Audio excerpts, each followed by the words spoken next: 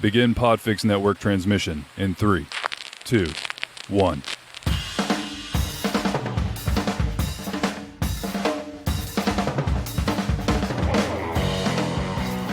Hey everybody, this is former WWF Light Heavyweight Champion Gilbert, brother, and you're listening to the Cretins Guild Podcast. Hey, the broadcast is live. It says it right on the screen. Go with What that. is fucking up, everybody? Welcome to episode 82 of the Cretins Guild Podcast, and happy second birthday to the single greatest mascot in the history of professional sports, and the guy I am repping, the orange, today because it is his birthday. Happy birthday to Gritty from the Philadelphia Flyers.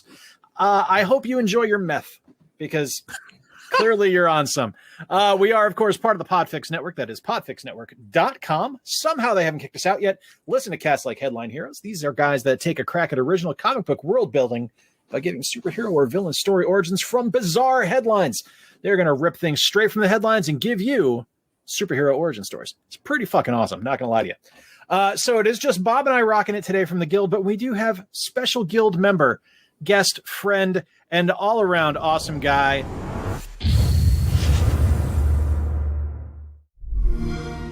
Adam from the East Coast Games Podcast, XBoxQuest Podcast, and my personal favorite, the Isle of Misfit Rolls.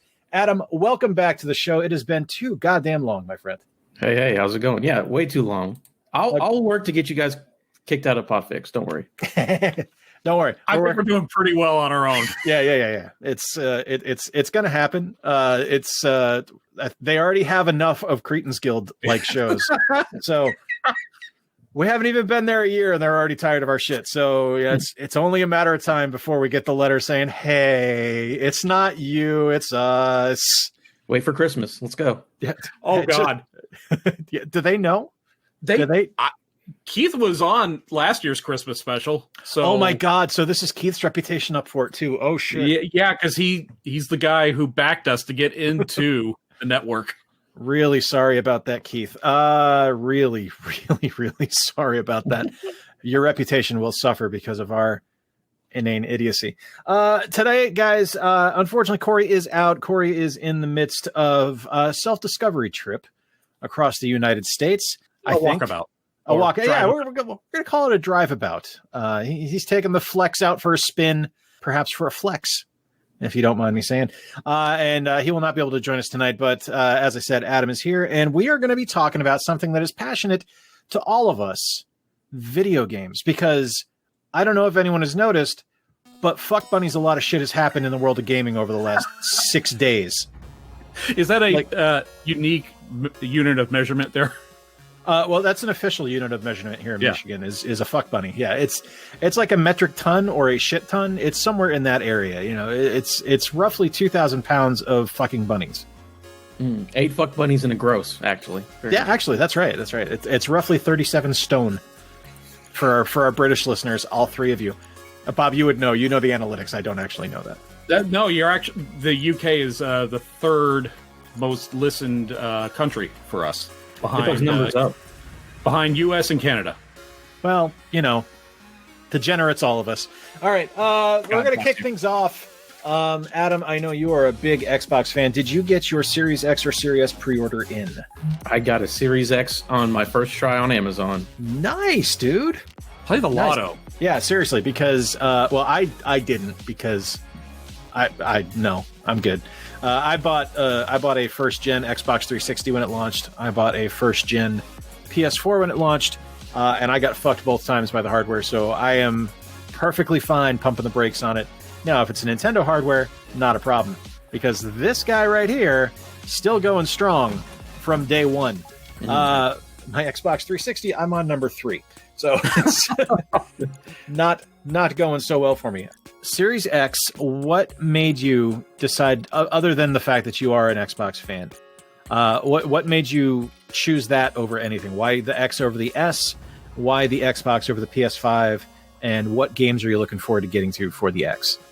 For me, if I'm going to get a next-gen console, I might as well get the one with the most power. Sure. Honestly, like, people can make jokes about teraflops, but that shit actually matters. As a newly christened PC gamer, let me tell you, power matters. So if I'm going to sit down on the TV, I kind of want the best one. And again, I also am an Xbox guy, so I'm like, I'm going to At $500, sure, whatever. That's not a big deal. It's the thing I liked about everything that happened with the Series X and the Series S specifically was Microsoft didn't really fuck around. Like, they didn't beat around the bush with what was going on. They were like, hey, this is what's going on. This is when you can pre-order. This is how much it's going to be. We're done. And I appreciated that, because they could have gone a different direction, which we'll get to in a minute. What game in particular is standing out to you? Because obviously Halo Infinite has been delayed. And probably for the best, because it was looking a little bit rough on those gameplay videos from the event over the summer. What, though, that is going to be launching with it, or in that launch window, is something that's appealing to you? Well, I'm sure we'll get to it later, but there's a new company with Xbox. I'll be interested in their games. I mean, for me, I'm a Game Pass guy, right? I mean, if you have an Xbox, why wouldn't you? So there's so much stuff on there, and I'll just play. I'm a big third-party dude, to be honest with you. So, like, Assassin's Creed and, Watch Dogs. I mean, I'm just naming Ubisoft games at this point. But anything next gen, I'm interested for. There's nothing particular, but on day one, it'll be probably Assassin's Creed, because that's when it launches, and then Cyberpunk. I know it's not next gen enhanced right off the bat, but I mean, that's what I'm going to be playing. So it'll be nice to have that in true 4K, probably 120 frames, all that good stuff. That'll be a fun time. Yeah, Valhalla looks sick. I'm a huge Assassin's Creed fan, so that's right up there for me as well. And yeah, I keep forgetting about Cyberpunk because it keeps slipping. Like, the date on it just continuously slides. So 1 week after the Xbox launches. It was, when was it? It was supposed to come out in March this year, wasn't it? Yeah. But hey, pandemic. The only thing I'm not digging so far about the Series X and the Series S, for me personally, before I get into that, the thing I am going to go with, I think I am going to go with a Series S to start with, just because I don't need the power. I'm not a huge Xbox gamer, but I will say that the new Xbox consoles are the ones that are more appealing to me than the PS5 is right now. But I don't. Aesthetically? Just in general, there's some shit that Sony's done with their announcements and stuff that's going on that just has not worked for me. So I'm a little bit turned off with what's going on with the PS5. But as far as I'm concerned, I also am a Game Pass user for my Xbox One. So why not? Like, there's a ton of stuff on there. So why wouldn't I want to use the Game Pass service? But I don't really need the X right off the bat. I don't have a 4K TV, so it's pretty unnecessary for me. But I do want to be able to play those next gen games. And I figure if I do like the console enough, it's something that I can hand down to my kid once I pick up a Series X next year. That said, as a Game Pass user and as a Game Pass fan, the thing I do not like is how goddamn much the expanded storage is going to be for the Xbox. This is proprietary hard drives all over again from the 360. We're talking $200 for a 1 terabyte drive. That's not cool. What's the normal MSRP on like a regular drive you just plug in? The problem is that they're specialized NVMe drives, so they're not the standard. So even the PlayStations are going to be expensive. We don't know the price on that one yet, but they're pricey. They're all going to be pricey. So. Yeah. It reminds me when Nintendo would sell you an SD card that you can get from anywhere else, but this one actually says Nintendo right there, and they would charge like an extra $15-20 just for that. Yeah. So it's a solid state drive, if I'm correct. Yeah, SSD and NVMe. Which means it's going to be insanely fast, and that's the big selling point right now for those next gen consoles, is that you're not going to have loading times. You're going to be able to just access a game, go and play, and not have to worry about it. So from that perspective, I look at it and say, yeah, no, I understand that, but I'm going to fill up a terabyte like that. It's going to be nothing. Because if you look at stuff like, if you take the PS5 as an example, Miles Morales is 105 gigabytes. Wow. Just at jump. And that is a PS4 game that is being ported to the PS5. It's 105 gigs. That concerns me. So I can see this as being a very pricey thing. I'm hoping that components regulate price-wise pretty quickly, and we're able to see those prices kind of slow down a little bit. But if it is anything like the 360 hard drives, ain't gonna happen. We're going to be at ridiculously high prices for a very, very, very long time for this generation. That's just the way it is. They've actually been leveled off for quite a while. That people were expecting them to jump up in price for a number of years, but they just haven't. Yeah. Well, I mean, I just picked up a 5 terabyte drive for my computer, an external hard drive, for $80 at Costco last week. Yeah, seeing $200 for 1 terabyte, and granted, it is a solid state, so there's extenuating circumstances there. It's a bit of a sticker shock, to say the least. Speaking of sticker shock and annoyances, let's talk to PlayStation because here we go. Yeah, now I am a PlayStation fanboy. I have been playing the PlayStation since the day the PS1 launched. I have bought launch day systems for everything except the PS3. And I can now toss in the PS5 on that because one, I'm not spending the money on it because I didn't know what the fuck to budget for until 3 days before they were going to announce the release date. And yeah, I am not stoked about this. And even if I wanted to buy one, I wouldn't be able to get one at launch because they didn't know what the hell they were doing. It really bothers me that they dragged their feet for as long as they did announcing prices. Really bothers me that when they did announce prices, they didn't have enough stock to go around for people to make their pre-orders. And then magically today, Sony announces, "Oh yeah, no, we've got some more stock. You'll be able to pre-order more tomorrow at GameStop." In store only. Yeah, just GameStop. Just GameStop, and there might be another store or two, but yeah, they're primarily featuring GameStop. And the thing that pisses me off about this, one, those consoles have been there. They didn't just magically appear. Like, no one at Sony waved a feather, and all of a sudden we had more consoles show the fuck up. Yeah, I think only Nintendo has that ability. Yeah, they were there. They knew they were there. They were just holding back release to create demand, which is horseshit. To say that the launch was a failure is an understatement. I mean, granted, it's going to be huge when it finally does launch, and people will be ecstatic to have it. But this entire lead up has been terrible. They've been dragging their feet for 6 months. Since it first started being rumored that they were going to announce something. They've been able to announce something. They've said it's going to be holiday. They haven't said anything else until last week. I'm less than impressed with the new regime at Sony. It's not good.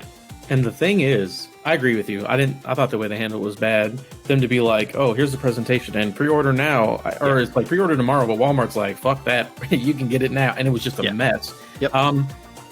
The thing with Sony, and I'm not interested in the console at launch. There's things that I'm excited for eventually that I'll care about, but you knew they were gonna sell out. So even though Sony messed up, they're like, "Hey, we sold out of our stock. What does it matter?" Because people are excited because they love PS4.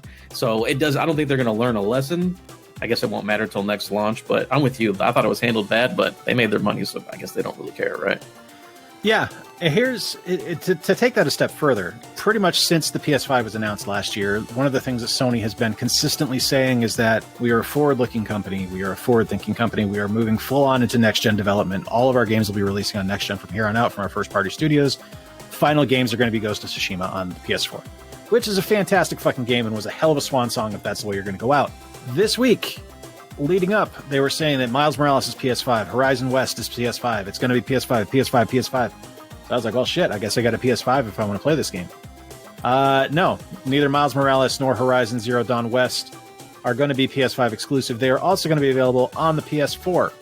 Why would I buy this brand new system, especially when Miles Morales has been like the title you're featuring as your launch? This is our holy shit title. You can only play this on PS5, except for the part where you can totally play this on PS4. Yeah.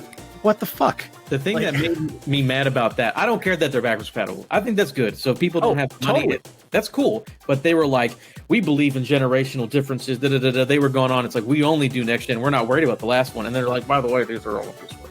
Yeah, exactly. And that's what pissed me off too. Like when you are putting out a message that says we are next generation forward thinking, this is the only thing we're focusing on. PS5 development is the future of our company.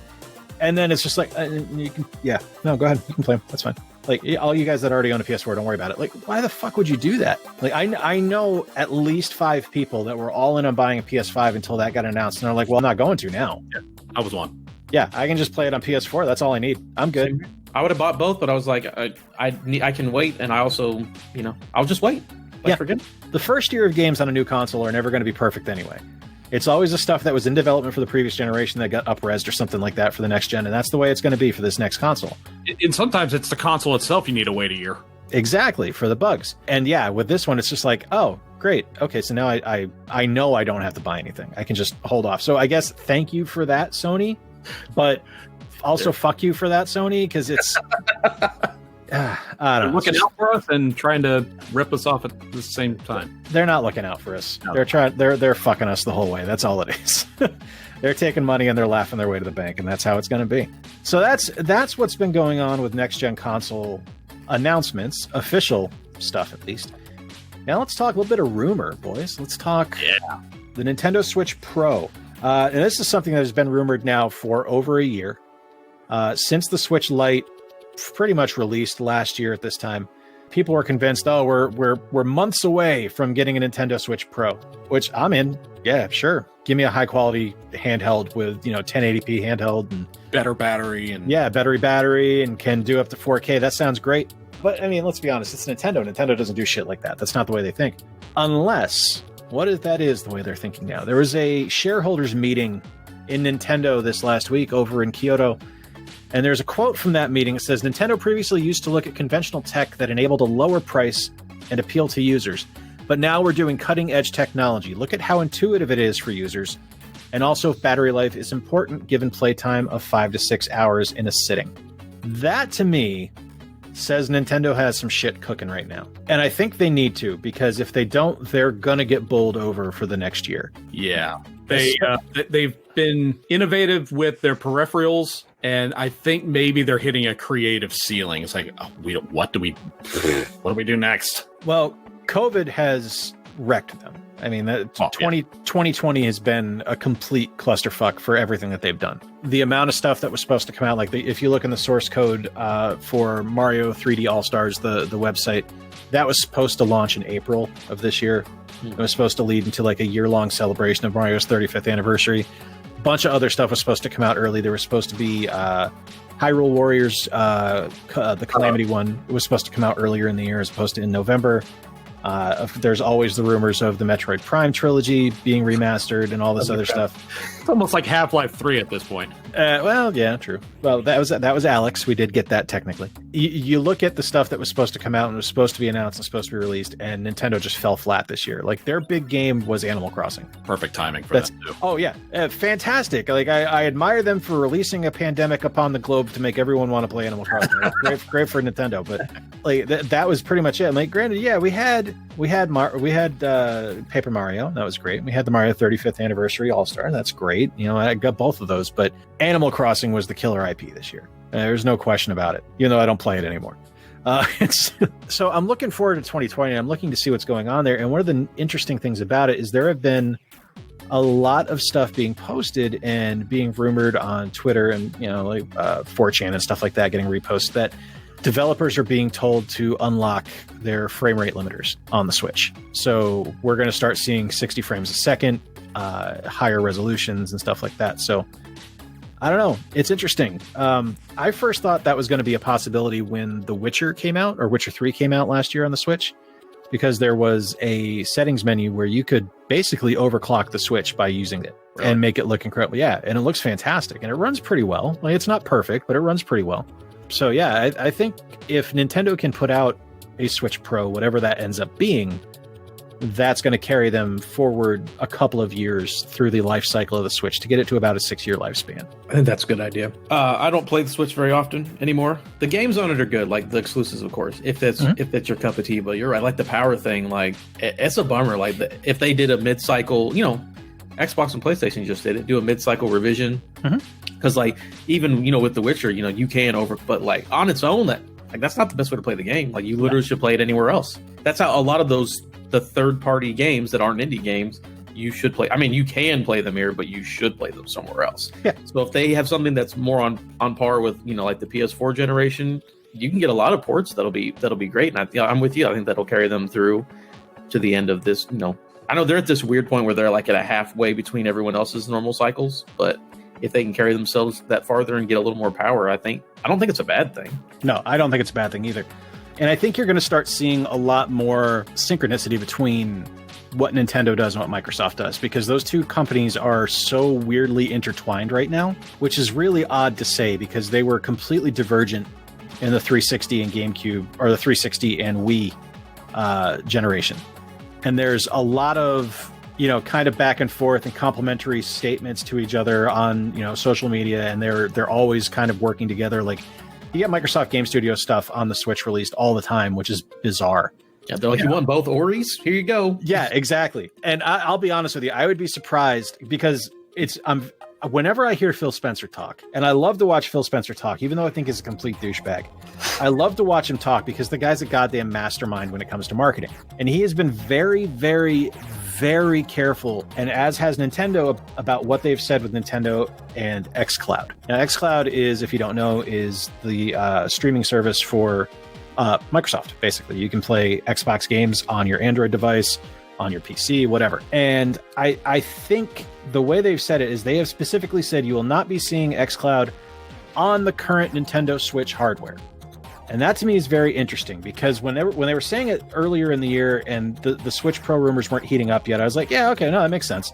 Half the stuff on xCloud or on Game Pass, you're not going to be able to play on the Switch anyway. You know, it won't run. You know, the Switch, even if it is streaming, it doesn't have a great online interface. It's not got the best display for as far as a handheld goes, so playing it handheld doesn't really make a whole hell of a lot of sense. But if we're going to get a souped-up revision and we're going to get something a little more powerful, now suddenly this is making sense to me, and this is something that again, Phil Spencer very carefully choosing his words, I think makes a little more sense.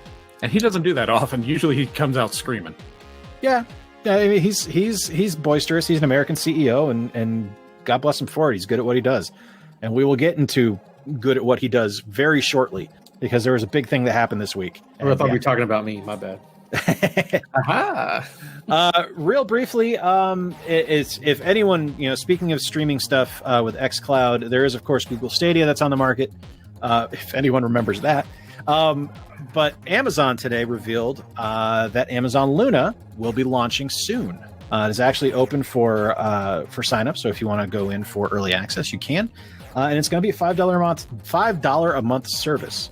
Now, they have not mentioned yet if you were going to have to buy games, because much like Google, they're probably playing that a little close to the chest until it gets closer to launch. So if you want to ask Alexa to launch Dirt 3 or whatever, you can. And that's going to happen with Amazon Luna. Does anyone do Stadia? No. Okay, yeah. As judging by silence, no, that's not going to happen. I do the xCloud one because it comes with my Game Pass subscription. Exactly. It comes with my Ultimate, and I think it's great. I've got this Pixel with a giant screen. I set it up on the dining table and play. There we go. It's awesome. Now, with Game Pass, speaking of that, I want to go into probably what is honestly the biggest news of the week. When I saw this, I tweeted, games are the economy now. And I think it's true because Microsoft this week purchased ZeniMax Media for $7.5 billion. And what that boils down to is Microsoft bought Bethesda, which means anything that Bethesda releases is now going to be a Microsoft Game Studio joint. And you're going to see stuff like Doom Eternal coming to Xbox Game Pass. You're going to see first run Bethesda games from now on launching on Game Pass day and date, which is massive. And completely, I mean, Game Pass is already worth it. This is a no-brainer now. Like, even if you are not an Xbox gamer, just get it. Like, because Xbox Game Pass Ultimate allows you to play all these games on PC as well. Why wouldn't you? It's crazy. Adam, you must have been pretty damn stoked when you saw this news. Yeah, it's wild. Like, I never, because Microsoft's been buying up studios for a while now. It's like, all right, this medium-sized AA's or, maybe a AAA here and then. Like, oh, it's cool, it's cool. They're like, yo, we're going to buy a whole company that's one of the big ones. And that was wild. I think it's crazy because, from Bethesda Studios itself, Fallout and Skyrim and all those guys, those games are going to keep coming out everywhere else. But it's like, hey, come to Xbox, get Game Pass, you'll get it for free. That'll convince some people. But if you want to buy it on PlayStation, guess who gets 70% of that cut? Like, it doesn't matter. They're winning either way. And for me, the bigger thing is, I think it was Phil Spencer was given an interview, and they were talking about because was it the Ghostwire Tokyo and Deathloop are PS5 launch exclusives, whatever that means. They're like, all right, we're honoring all the deals, of course, because that's how business goes. You got to honor your current deals. And they're like, all games should come to multiple consoles on a case-by-case basis. So, meaning, again, I think the big ones, Fallouts, all that stuff will go everywhere. But I could see, like, Wolfenstein 3 or Dishonored 3 or, Prey 2, whatever, the smaller, like the Arcanes and the Machine Works and all that, maybe that'll be exclusive. Because if they gave me Dishonored 3 exclusive, I'm just going to give middle fingers to everybody else because I love Dishonored. And I'll play it. It is, do what you got to do, guys. Like, I think, again, the big ones I think will be everywhere. That's good. They'll make their money. But if they say, hey, you smaller, quote-unquote, studios, give us an exclusive, I'm all in. If Arcane gives me new IP, I'm there day one. Arcane makes nothing but amazing stuff. So it's a big deal. Like, people love the first, the single-player story-driven games on PlayStation because they're great. God of War, fantastic. Horizon, like, all that stuff's great. Can't argue that. So it's like, hey, Bethesda, literally all of your studios do that exact thing. Yep. And now we have that. So it's a win-win. It's great. I agree. I'm right there with you on Dishonored, by the way. Those are some of my favorite games, and if you don't own them, they're like $3 used. So seriously, do yourself a favor and buy them because they're fucking fantastic. They're absolutely amazing games. I think we are going to see stuff like that be exclusive to Microsoft, and I think in the long run you're going to see less and less stuff come out for the PlayStation because you're cannibalizing sales of your hardware at that point. And I understand that Microsoft sees itself as a game studio and not as a hardware company anymore. They're there as it's a game as a service. That's their entire market strategy now. Yeah, computer stuff. That's all like second nature now. It's like whatever. Yeah, and well, specifically with Xbox Game Studios, that's why you see so much stuff come out on the Switch, because they're like, we don't care. We still get the money. Money's money. Yeah, Nintendo gets their cut. Nintendo gets their. Sorry, a friend of mine is playing Steam, and his name is Old Dirty Dad Bod, and it just makes me laugh my ass off every time I see it pop up. So Nintendo's going to get their money, and Microsoft is happy to take the rest of it and just put that in the coffers and keep buying more studios. Interesting rumor, of course, is that they are rumored now to be purchasing Sega. I don't really see that happening, but if you know the history of the Xbox console, Xbox, the first one was basically Dreamcast 2. It ran off the same architecture. It ran off memory units, which people forget because it did have a hard drive, but there were memory units as well to store your saves. So yeah, it's interesting. It's an interesting thing to consider, but I don't know that I see that happening full time. I see some partnerships maybe, but not necessarily an outright purchase. There's too much that Sega does with like Nintendo for that to occur. My first question is like, what about the current Nintendo Sega partnerships that we keep seeing? Like they keep putting Sonic in all the Mario games. Well, I mean, I don't think so. When you look at Microsoft, they got where they are because they're pretty goddamn good at business. You know, like they're not going to look at that and say, no, you know what, Sega or Sonic has to stay on Xbox platforms now. They're going to look at that and say, hey, no, please go play with Nintendo. Do your Mario and Sonic at the Olympic Games. Do your stuff there because that's just a license to print money. Like, especially after what happened with Rare. Yeah, and you look at our generation. Our generation will always be Nintendo versus Microsoft, or Nintendo versus Sega, Nintendo versus Sega, Nintendo versus Sega. That was our console wars as kids. So we're the ones making the money now. So they don't want to lose that. Yeah, I think that's probably. I see that less likely happening, but hey, it's interesting to think about. Yeah, cool idea. I don't see that one either. I just feel like Bethesda has more, especially Western.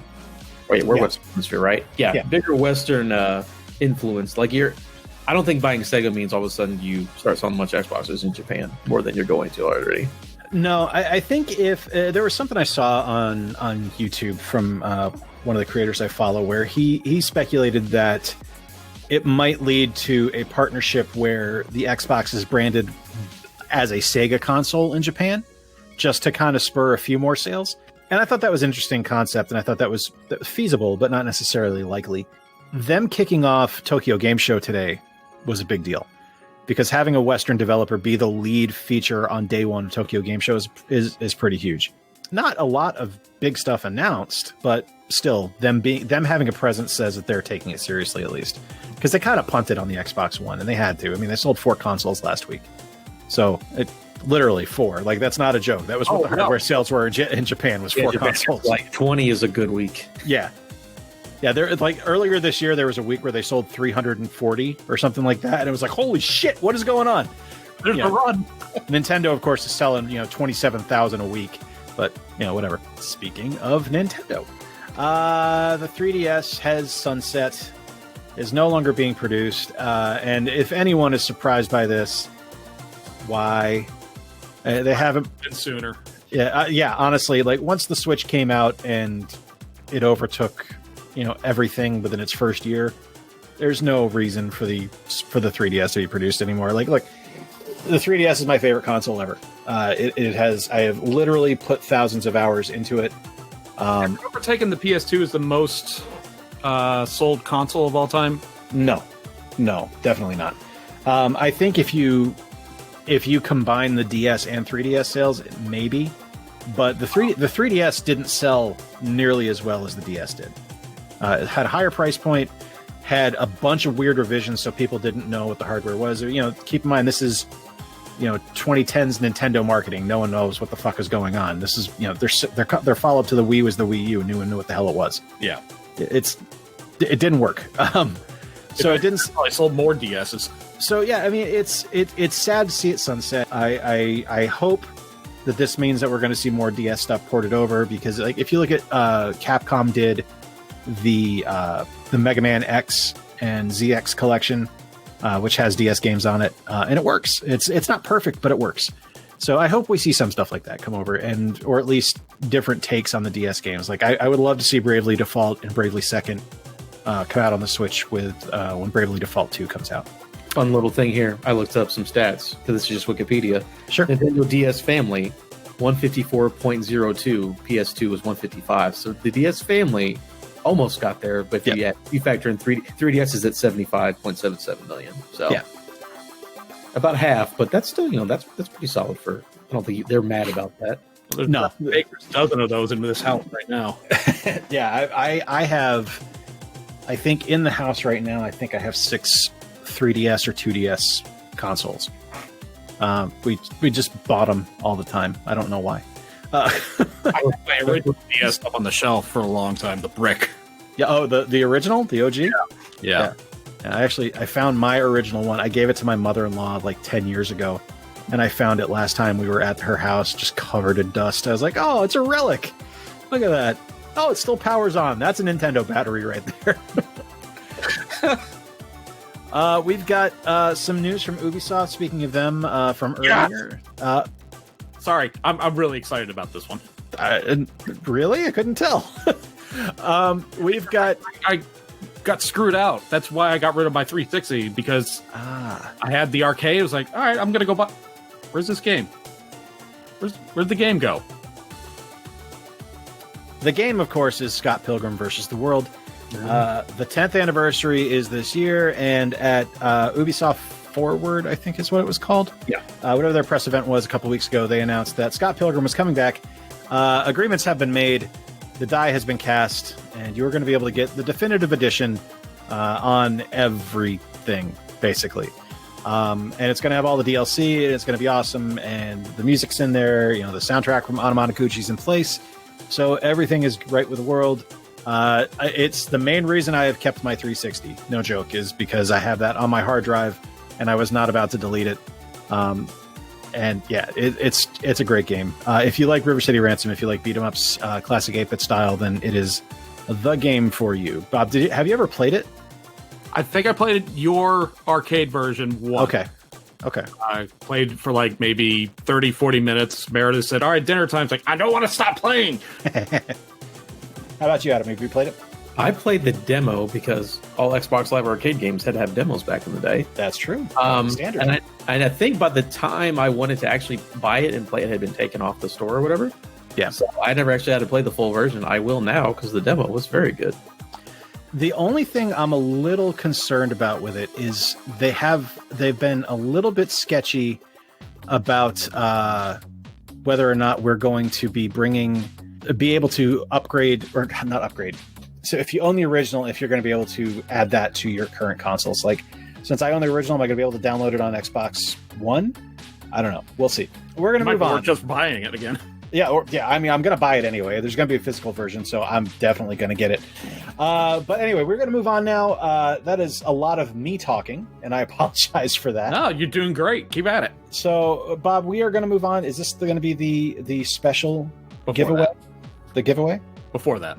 That. Yes, that. Okay. Sorry. Okay. All right. So, if you are not in the Orlando area, or if you are in the Orlando area, you probably have heard of Gods and Monsters. This is Orlando's best comic book shop 5 years in a row, as voted by readers of the Orlando Weekly newspaper. People in Brazil know about it. Yeah, people in Brazil know about it, but of course people in Brazil know of the Todd, who is a good friend of the show, good friend of mine, and is the owner of the store. We are doing a $40 gift card as a giveaway. Send us a DM on Instagram, Twitter, or send an email to cretinsguild@gmail.com.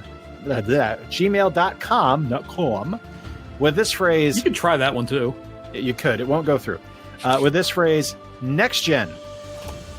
And if you don't live near Orlando and you're not traveling anytime soon, we'll ship it to you. That's fine.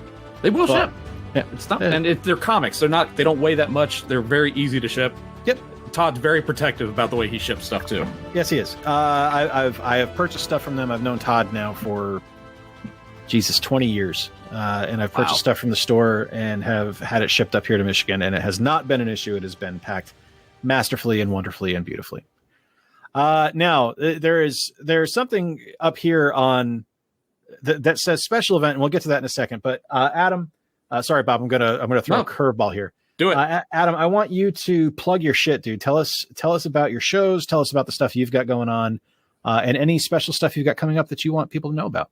Oh man! All right. Well, there's East Coast Games, which is a video game podcast, deep dive into news or whatever random current events. XBoxQuest, Xbox specific podcast, which is really nice, leading into next gen. We're gonna cover the news and stuff in that. It's been real fun. every week you got something big there.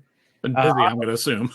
Yeah, I've been real busy. Isle of Misfit Rolls, a D&D actual play podcast, which I edit and star in, and that's a good time. And guys, here's another thing, because I do too much stuff. God, you got a lot of podcasts. I know. Right? Starting in, I believe it's October 29th. Just pay attention to my Twitter at Adam Gumby if you care that much.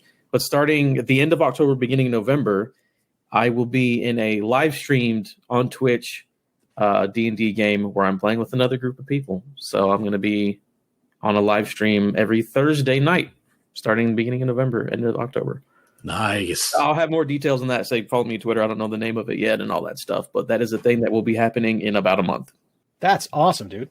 I love your shows. Isle of Misfit Rolls is one of my favorite things. It's one of those shows I just kind of put on in the background when I'm working, because I don't really have much of a D&D fix up here. So it's nice to kind of live vicariously through that. Although I am teaching my kid and my wife about the game and teaching them how to play, which is pretty cool. But okay, so we are going to move on now. Bob said he told Adam and I we need to have either a whiteboard or a scrap piece of paper, and he needs to be able to read it. So we have that. I don't know what's going on here. I don't know what the deal is. But Bob, take it away for special event. Yes, as special entered event. on the rundown. I just want to label it as special event. But basically, guys, if you remember, 2 weeks ago, we did our first ever battle royal for the Cretins Guild Championship. Okay, hold the fuck on a second here. No, okay? please go. Yeah, because this is horse shit. All right. I don't. Our former champ. Thank you. Who won this thing? Justin Monorail from the Monday Morning Monorail family podcast. Okay, Justin Monocock, who can't do anything, and stole my title. He stole my championship. Okay, Justin, I'm going to find you, and I'm taking my belt back. Bob, carry on. I love that. I love it. So, as we know, Jay, I think you came in at 25th. Adam, you were the lucky number 30. Yeah. And some skinny guy in a Mickey Mouse t-shirt beat all of you. Very upset. So I figure it's time for some redemption. How about we have a spur-of-the-moment Cretins Guild Championship Trivia Battle Royale? Let's make it happen. Oh, wow. Okay. Was not ready for this. I've got a series of 13 questions, guys.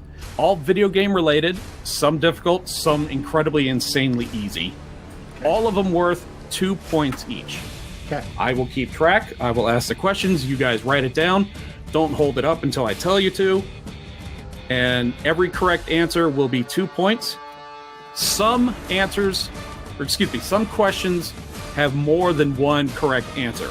You will get credit for each one if you guess that. Okay. It's not every situation, it's a few. And you know what? Just to make it 100% fair, let us introduce your current Cretins Guild champion, Justin Monorail. Hey, what's up, guys? Jay, how's it going? I just have a question for you. Justin Monocock, how many of you got, buddy? Because one sounds good enough for me. That's all I need. The champ is here, my friends, and I am ready to defend my title. Read it and weep, and you can use these to wipe your tears, buddy, if you need them. Yeah, there's no crying here. I was robbed. I'll take back what's mine, and I'm not letting it go. Let's do it. I'm Bring it ready. on. Gentlemen, here comes the first question. What time-traveling device appears in the Assassin's Creed games? What is the name of the time-traveling device? Go ahead and say it when you are. Ready. Go ahead. I forgot the name of this thing. Jay, you are correct. Adam, you are correct. What did you hold up, Justin? That's DeLorean. My friend. DeLorean. Oh, that would be incorrect. No, it's right. I'm the champ. It's correct. Maybe in some other universe. All right. Question number 2. Name one of the 2 characters that have been Uncharted's Nathan Drake's love interests. If you can name both, you'll get credit for both. I can see the frustration in Justin's eyes. Like, what the hell? I know I got the second one wrong, but I'm ready. Oh, you can get credit for one if you get one right. Yeah, I got one at least. Okay. Ready? Jay, Ready. All right, let's see it. Shout out to the queen right here. Dolly Parton, Chloe, and Ellie, and Chloe and Nadine. Jay, you got both. Adam, you got one of them.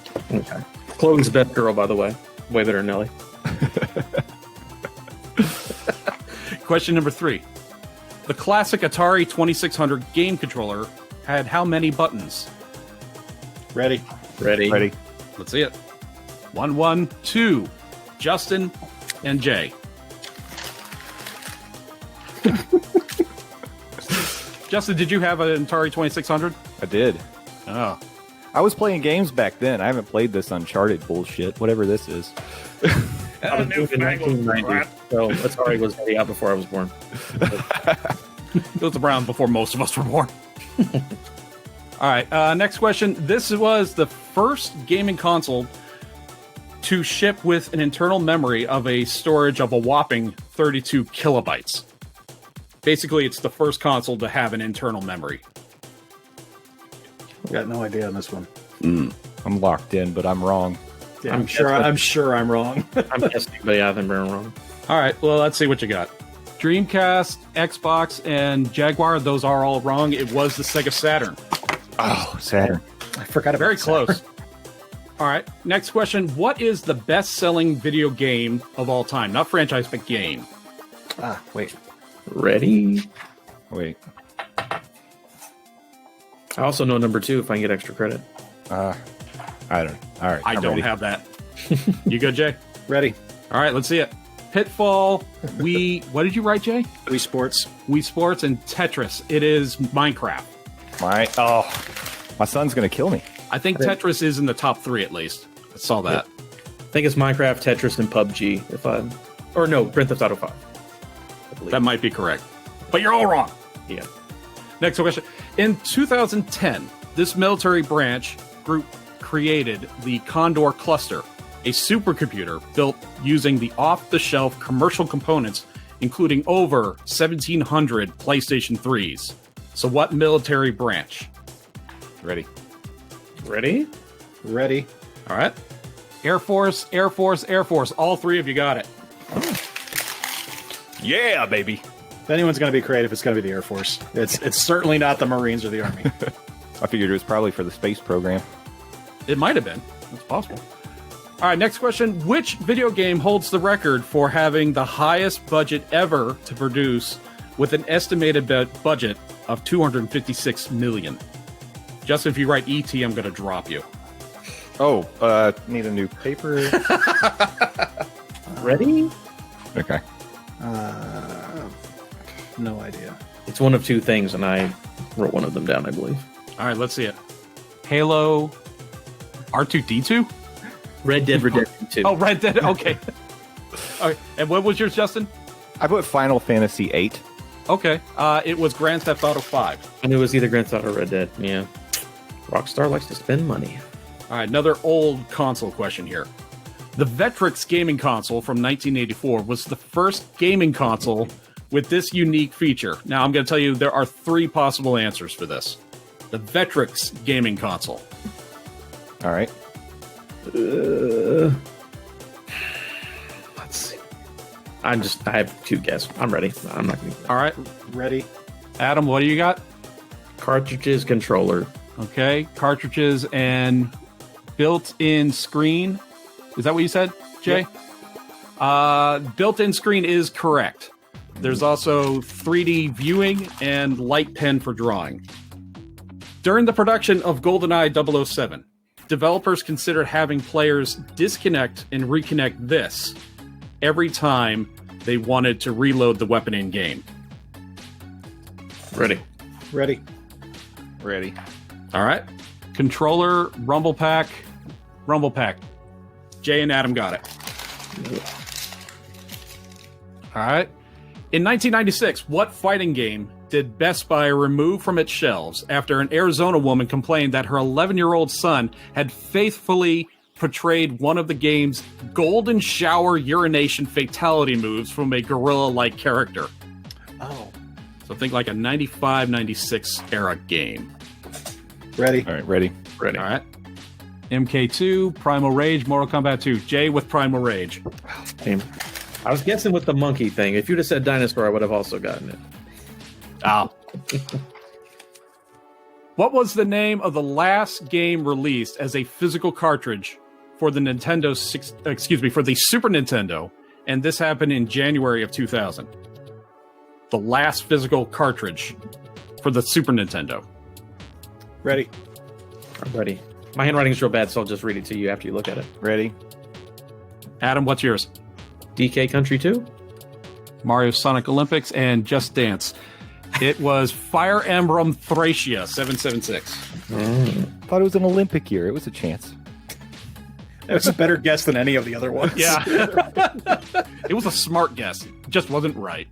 All right. And last question. The protagonist in Grand Theft Auto Vice City was voiced by which actor? Big name actor. Yeah. Can't guarantee I got the spelling right, but I think I've got it. If I can read it, I'll accept it. I know I have it wrong, but I know who it is. That's it. Ray Liotta, Al Pacino. It was Ray Liotta. It's some Italian guy, right? Some Italian guy. Get out of here. I knew it was a famous Italian actor. I can't remember Ray Liotta. Justin, you came in third with 6 points. Adam, you came in second with 9.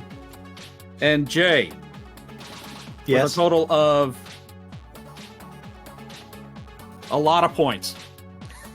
Ladies and gentlemen, boys and girls, children of all ages, we are proud to present to you our new Cretins Guild champion, 3-time champion, Jay from Square Pegs. Justin, I thank you for keeping Goldie warm for me. Sometimes you have to let something go and you bring it back to know it's truly yours. I welcome any challengers, but I want it to be non-bullshit challenges where I am thrown into a Royal Rumble I had no knowledge of, no opinion on, no belief towards, no business being in. It was a sham. The title never should have left, but I'm happy to be your first ever 3-time champ.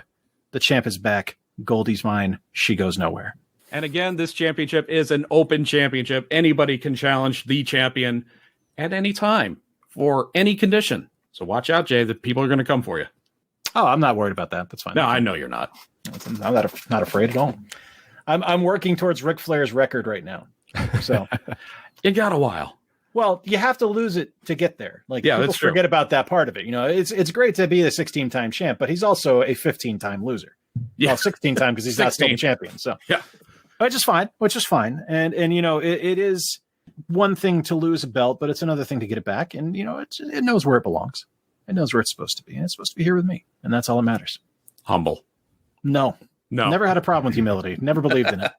It was a short love affair with Goldie on my side, but I can tell you she never had it as good as she had it with me. And maybe someday we'll have a second fling. I'm always down to challenge you again, Jay, or any of the future champions, and then give you your shot to get your Ric Flair, record eventually. I welcome any challenges you can bring to me, Justin. Sounds good. Awesome. Justin, thank you for joining us for this. This was a lot of fun. I'm glad you were able to make time. Appreciate it. Absolutely. Thanks for having me. Justin, go ahead and pimp your stuff. Sure. So we're the Monday Morning Monorail podcast. I do this podcast every Monday morning with my wife and 2 kids. We talk all Disney stuff and have a great time doing it. And we'd love for you to follow us on Twitter at Morning Monorail. We're Monday Morning Monorail everywhere else. Visit our website, mondaymorningmonorailpodcast.com. Thanks so much, guys. It's been a pleasure being here. And while it's a sad occasion, this was still a really good time. Well, you were a spectacular champion, Justin. All joking aside, I do talk a good game, but I do love the open challenges we have, and it is always nice to have someone from a great show like yours to represent the belt. So thank you for being here. No problem. Thank you. All right, so that, guys, is going to wrap the show. Bob, thank you for that. Proud to be the first 3-time champion, and we'll hold the belt with distinction. Adam, what the hell, man? I'm giving you 2 major shots here, and you've blown both of them. It's got to be stipulations that I'm a hardcore guy, so I got to have that kind of a stipulation, and then I'll be able to. All right, there's more chances. That's fair. All right, guys. So, like I said, that is going to wrap the show. We do have a Patreon page, so if you are able and willing to give, it does help. We put a lot of exclusive content over there, and Bob is constantly doing stuff where there's something where you are able to earn a physical reward for your contribution to the show. So please do look us up on Patreon. And if you are able to give, we would appreciate it. tpublic.com, search Cretins Guild. It's all one word, and find our designs there. And if you happen to find that and you want to look it up, you can look up the Square Peg site and get some of my merch. Not that you can see me pimping the shirt since this is an audio podcast, but go to the YouTube and watch the video. Go to YouTube and watch the video. Exactly. You can follow us on Twitter, Instagram, and Discord. Be sure to follow Skipper Bob's Breakdowns on YouTube. That is where Bob does all of his Orlando lifestyle vlogs, and they are fucking fantastic. It is one of my favorite channels, all joking aside. I know I have to say that because he's my friend, but no joke. I tell people about the show all the time and watch it because I love it. You can follow me on YouTube at Square Pegs, where we do video games and toy reviews. We are, of course, somehow still part of the PODFIX network. And to all of our followers, new and old, we say, welcome to the guild and follow us on Tout.